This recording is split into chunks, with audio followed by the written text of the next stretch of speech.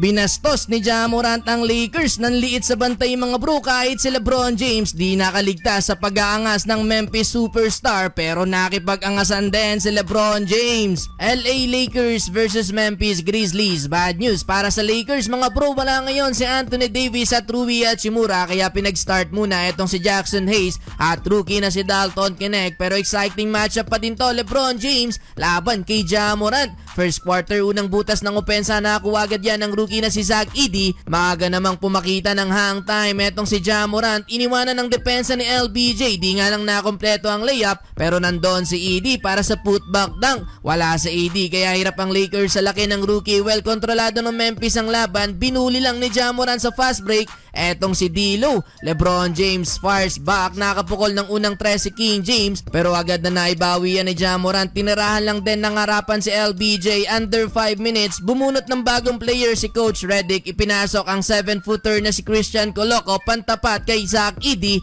Nakapagtala ng isang block etong si Coloco. Under 3 minutes unang 3 para sa rookie ng Lakers. Yun nga lang, laging may sagot ng Memphis mga bro. Tumotal ng 6 points sa first quarter si LBJ. Huling basket ng Lakers nanggaling sa dunk ni Christian Coloco. End of first quarter, naghahabol ng 8 points ang LA, 35-27. Second quarter, binuhat na ni LeBron James ang opensa ng Lakers. Takeover mode na mga bro si King James, sinarili na ang opensa ng LA. Pinagbubuli lang ang depensa ng Memphis, kahit sinong humarang gigiba kay LBJ. Eto, di lang si Morant nang may kayang humang time, hang time mode din si LBJ. Pero etong si Ja Morant mga bro, gandang bullet pass sa ilalim, nag-aangas na din ang Memphis superstar. Grabing pandidisrespect ang ginawa ng bulihin ng depensa dito ni Gabe Vincent. Nag too small gesture pa na parang gustong ibaon sa lupa ang player ng Lakers. Well, last 2 minutes nagkapalitan pa sila ng basket ni LBJ. 22 points na para kay LeBron James habang 13 points kay Ja Morant. Sinadya pang banggain sa play na to mga bro si LeBron James. Parang gustong masapak etong si Ja Morant, though di naman na pumatol dyan si LeBron at na-technical pa si Morant. Halftime mga bro, naghahabol ng 6 ang Lakers,